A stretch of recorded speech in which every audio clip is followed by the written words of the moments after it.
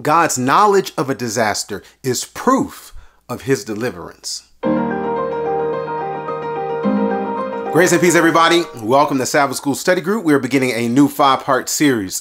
We are looking at the two witnesses as they are revealed to us here in the book of Revelation, but we actually learn of them back in the book of Zechariah. But in this particular study, we're going to look at the prophetic aspect of the two witnesses by looking at the prophetic timeline, Revelation chapter 11. That's important because in this chapter, we not only learn that the people of God, for the sake of the word of God, are persecuted, but we learn how long it lasts. This is powerful because it lets us know when the disaster began, and we could know when it was going to end. But before we unpack all of this in the series, I want to thank you for watching. Make sure that you pass this on to somebody else. Please hit that like button so other folks can find it. Subscribe to the channel, and especially for this series, visit us online at our website, changeministry.org, where we have a study on Revelation. You're going to see the link right here below there. This will be super helpful to understand not just what God has done, but knowing what he's going to do. Revelation chapter 11 is one of those chapters that, again, is using analogies to help understand biblical realities. Not only this, but it's actually borrowing from imagery that we see from the past, visions from the past, to understand these visions now in this present book. As I mentioned earlier, the two witnesses are introduced to us in the book of Zechariah, but we want to pick them up here in Revelation 11, and we'll follow up on those a little bit further along in the series. Here in Revelation chapter 11, beginning there in verse number 3 to 4, the angel says now to John, who is in vision here, I will give power unto my two witnesses,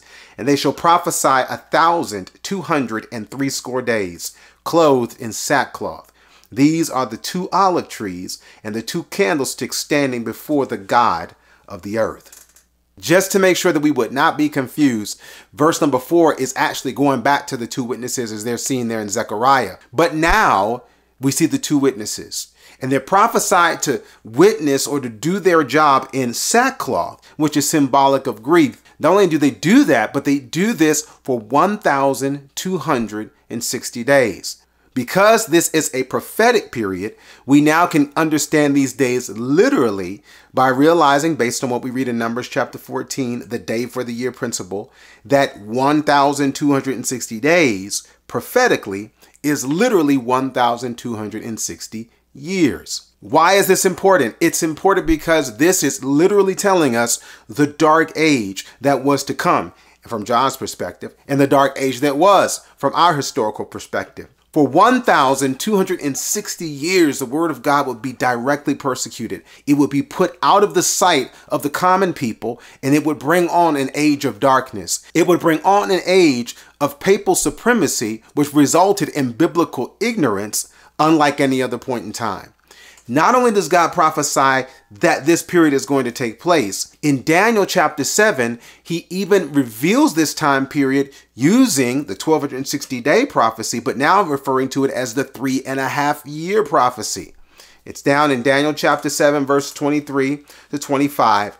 Thus he said, Daniel now was in vision, and he is getting understanding that the fourth beast shall be the fourth kingdom upon earth, which shall be diverse from all kingdoms, and shall devour the whole earth, and shall tread it down, and break it in pieces.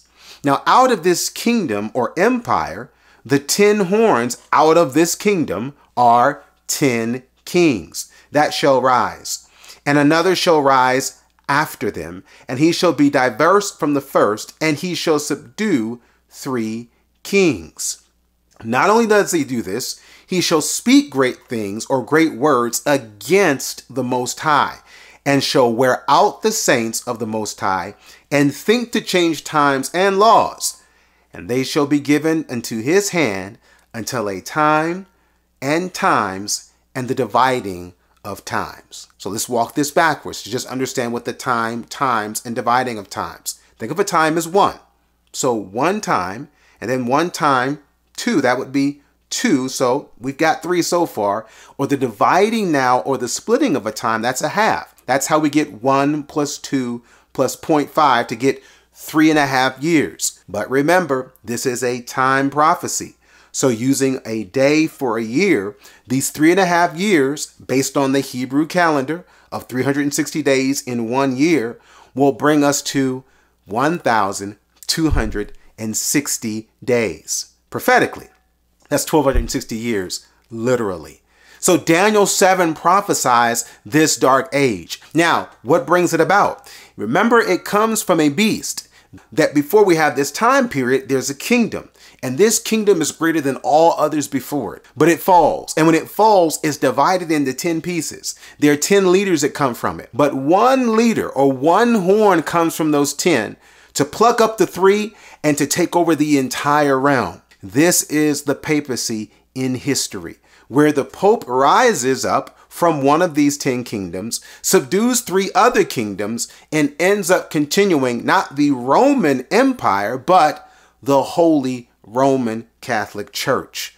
And now as we wrap it up in Revelation chapter 12, what's the point and the good news of knowing all this? Well, it says here symbolically, she brought forth a man-child who was to rule all nations with a rod of iron, and her child was caught up unto God and to his throne.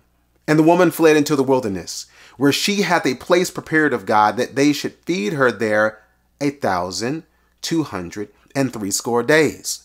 And this chapter makes one prophetic reference, and then it makes the second one, the 1,260 years. But now in verse 14, and to the woman were given 2 wings of a great eagle, that she might fly in the wilderness into her place, where she is nourished for a time, and times, and half a time, from the face of the serpent.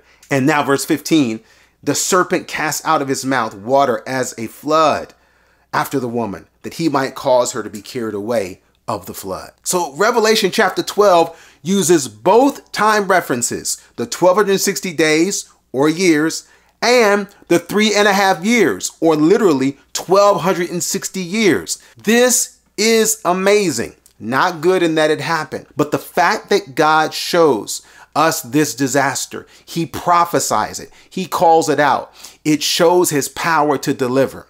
I said, wait a minute, Chris, if God could stop it, why didn't he stop it? By calling out the trouble to come, it actually reveals his triumph.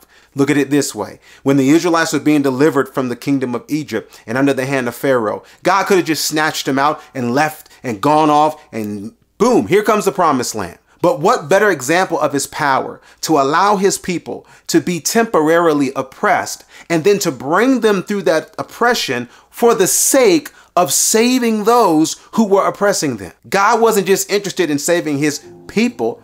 Everybody's his people. He was trying to save the Israelites and the Egyptians. Just like today, God is trying to save the righteous and the lost, because Jesus died for everybody. This is why when we see God showing us trouble to come, he's actually showing us not just trouble, but triumph to come. He's proving now here by what happened with his 2 witnesses, that by saying that they were going to grieve in darkness for 1,260 years, at the end of that, they were going to come through that even better than we were before. And that's what happens to us when we let God deliver us from our troubles into his triumph.